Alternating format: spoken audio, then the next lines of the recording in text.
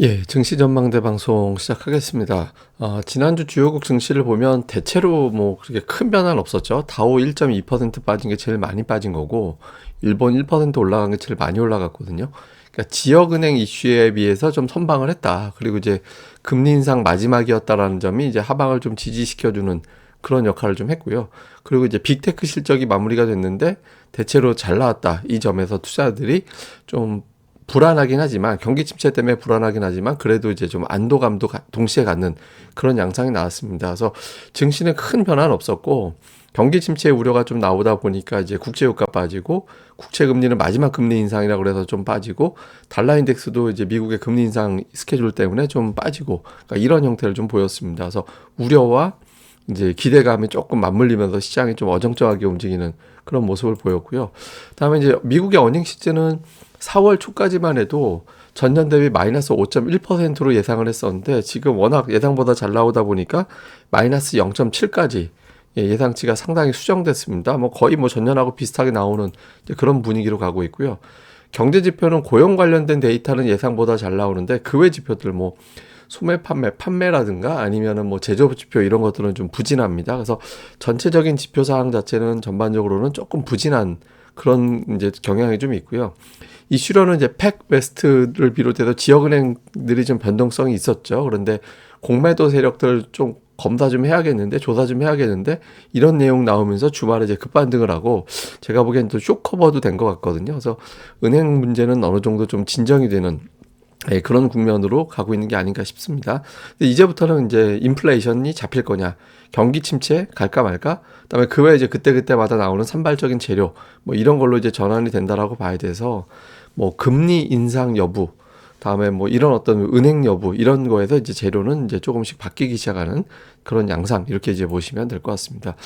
종목들별로 보면 지난주에 미국에서는 이제 일명 빅테크 뭐 애플, 테슬라 이 정도가 이제 플러스가 났고 맥도날드는 완만하게 꾸준하게 올라가는 주식이고요. 그다음에 이제 GM이 좀 올라가긴 했지만 뭐 의미 있는 수준은 아니었고 전체적으로는 좀 밀렸는데 빅테크가 지수를 지탱해준 주간이었다. 이렇게 우리가 딱 봐도 알 수 있겠죠.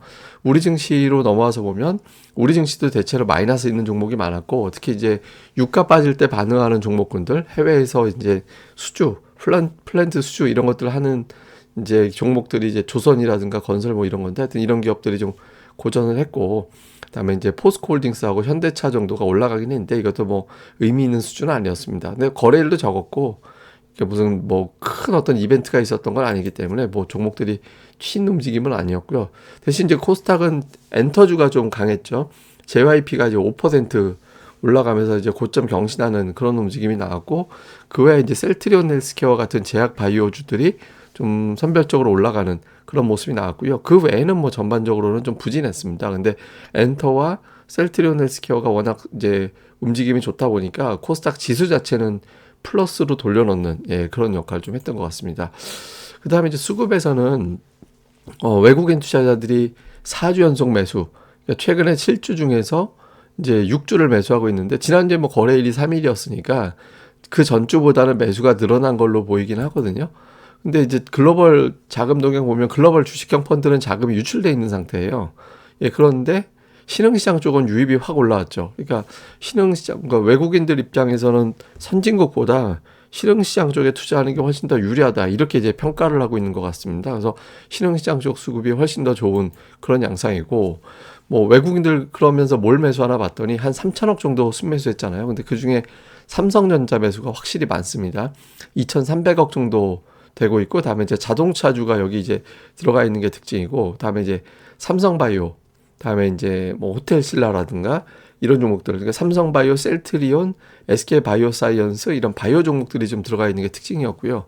기관 같은 경우는 네이버가 들어가 있습니다. 네이버, NC소프트 뭐 이런 류의 기업들이 들어가 있거든요. 그래서 뭐 좀 시가총액 최상단 종목보다는 좀 서비스 업종에 해당되는 종목들이죠. 뭐 저런 쪽에 좀 매수가 들어가 있는 게 좀 보였고, 그 이제 SK그룹 주들이 좀 많이 들어가 있습니다. 그래서 하이닉스는 없지만 이노베이션, 바이오사이언스, 이 테크놀로지 뭐 이런 기업들, 다음에 스퀘어까지 요게 좀 특징이었고요. 코스닥에서 외국인 투자들은 바이오 계열 종목군들, 이게 보통은 뭐 엔터주나 2차 전지 이런 것들이 채워졌었는데 지금은 이제 바이오 계열의 종목군들이 상단에 있고요. 그다음에 이제 엔터주, 뭐 YG 엔터, JYP 이런 것들이 좀 포진해 있었고요. 기관도 좀 비슷합니다. 기관도 보면 그러니까 제약 바이오로 표현할 수 있는 종목군들이 좀 있고, 다음에 이제 엔터주가 역시 좀 들어가 있고, 그 외에는 뭐 이렇게 업종 내에서 좀 골라 담는 정도, 예, 그 정도로 들어가 있습니다. 그래서 제약 바이오와 엔터가 지난주 외국인 기관 투자자들의 매수 대상이었다. 근데 제가 이제 계속 말씀드리지만 이건 뭐 잠시 후에 또 설명드릴 건데, 경기에 대한 어떤 확신이 아직 없다 보니까 경기 민감주 쪽보다는 이제 저쪽에서 좀 수급이 도는 그런 경향이 있는 것 같습니다.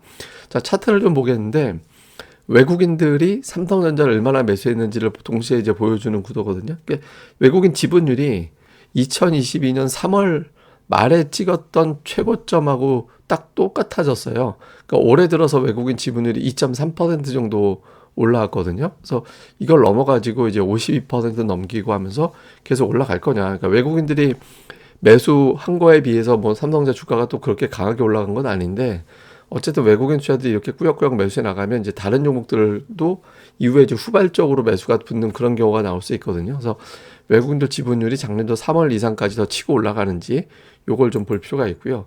그다음에 이제 원달러 환율이 뭐 한때 좀 되게 세게 올라갔다가 1350원 가는 거 아닌가 이 분위기 됐다가 이제 지금 지난 주말에 이제 미증시 돌아갈 때 빠져서 1317원으로 넘어왔거든요. 그래서 1300원 이제 아예 그 밑에까지 한번 흘러 내려가는 구도가 되는지, 그러면 또 수급이 또 좋아질 수도 있기 때문에 환율이 요게 이제 저점이 되면서 다시 튕겨 올라가느냐, 아니면 이걸 아예 그냥 1300원 밑으로 보내버리느냐, 이거 수급에서 또 시황상도 이게 중요한 변수라서 좀 볼 필요가 있고요. 그 다음에 이제 코스피 월봉인데, 보시다시피 이제 대단히 중요한 게 20월선이에요. 그러니까 이 20월선이 철저하게 이제 깨지면서 이게 상승장이 마무리가 되고, 이제 깨지고 나서는 이게 이제 회복이 안 됐거든요. 그래서 대략적으로 이제 2,510 정도 왔다 갔다 하면 이게 이제 돌파가 되는 건데, 이번 주에 이제 그 선을 넘어갈 수 있겠느냐, 이번 이제 해서. 그래서 코스피가 2,500을 훌쩍 넘어가서 그 위에서 놀게 된다라면 그동안에 이어졌던 하락장 국면이 완전히 마무리가 됐다, 이렇게 또 해석이 될 수 있어서 코스피가 이 구간을 이번 주에 좀 넘어가게 되는지도 중요한 이제 관전 포인트로 보시면 될 것 같습니다. 자, 체크 포인트 보면 은행 사태가 어느 정도 이제 좀 저는 뭐 일단락된 거 아닌가 싶긴 한데, 뭐 또 공매도 세력들이 또 흔들기가 좀 남아있을 수는 있겠죠. 근데 어쨌든 큰 메인 재료로서는 조금 지나간 것 같고, FOMC도 지나갔잖아요. 다음 이슈가 뭐가 될 거냐, 뭐 부채 한도 협상이 올 수도 있는 거고, 그 외 재료들이 또 뭐가 될 수도 있는 건데, 어쨌든 FOMC 다음에 이슈, 그러니까 경기 침체 뭐 이런 쪽으로 분위기가 가면은 좀 골치 아파지는 거고, 기업들의 실적이 생각보다 선방했고 경기 침체 없이 연착륙으로 갈 것 같다라는 분위기가 되면 적어도 박스권은 유지하는 계기가 될 수 있거든요. 그래서 메인 재료가 뭐가 되는지, 그 다음에 이제 이번 주에 CPI를 보게 될 텐데, 앞에 4를 볼 거냐, 예상치가 5.0 전년 대비, 근원은 5.5 정도 보고 있거든요. 그래서 앞에 4자를 만약에 이제 CPI가 나오게 된다라면 시장에서는 조금 더 안도할 수 있게 되고, 그게 아니라 5% 초중반을 넘기게 된다라면 이제 조금 좀 불안한 흐름이 나올 수 있게 되거든요. 요거. 그다음에 이제 우리나라 이제 원달러 환율, 1,300원대 밑으로까지 한번 욕심낼 수 있겠느냐. 그러니까 1,320원 살짝 아래가 됐는데, 그게 오히려 지지선이 돼서 튕겨 올라가느냐, 1,320원 밑으로 가느냐, 중요한 변수가 될 수 있거든요. 그래서 환율 동향 볼 필요가 있고요. 그다음에 이제 주도주구도인데, 경기 침체가 메인 재료가 된다면 엔터, 제약, 다음에 이제 2차 전지, 게임 이쪽에서 순환이 돌 거고, 경기 바닥론 쪽으로 가게 되면 전기전자, 자동차, 화학, 그러니까 이쪽에서 돌게 될 거거든요. 어느 쪽이 되느냐에 따라서 박스권이냐, 이제 코스피가 한 단계 더 도약을 해서 100 정도 더 올라갈 수 있느냐, 그러니까 2,600까지 한번 가볼 거냐, 아니면 그냥 요 근처에서만 들락거릴 거냐, 요게 이제 가늠이 될 수 있거든요. 그래서 이 구도, 주도주 논리와 함께 보실 필요가 있습니다.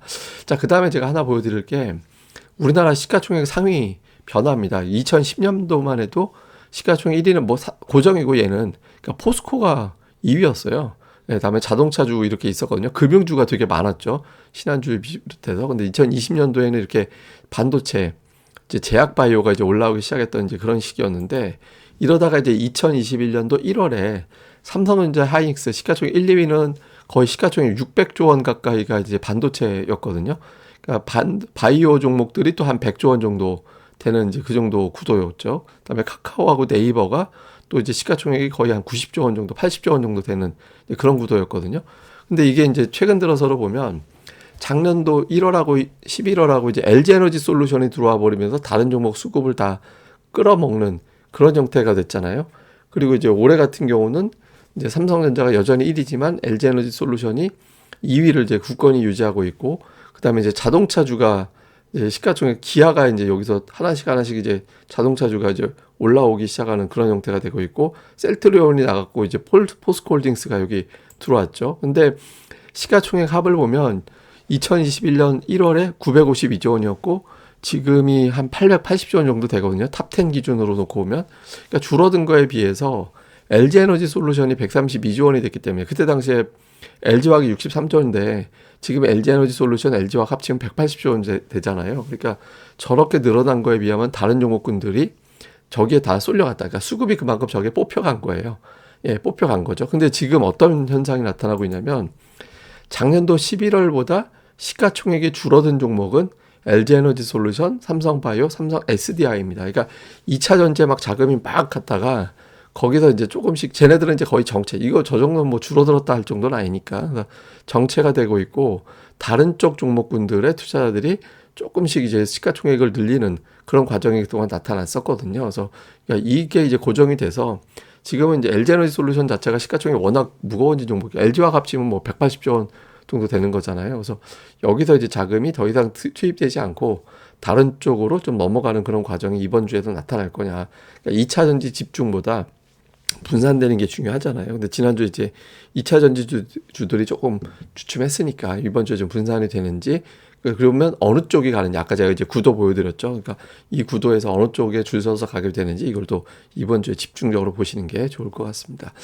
예, 뭐 자세한 내용은 제가 또 계속해서 유튜브에서 진행해 드리니까 유튜브 시황맨 TV 이 종목, 이거 꼭 구독하기, 좋아요까지 부탁드리겠고요. 그리고 네이버에서 고릴라 리서치 검색하시면 또 오셔서 많은 자료 보실 수 있습니다. 많이 방문 또 부탁드리겠습니다. 예, 그럼 감사합니다. 전 다음에 뵙겠습니다.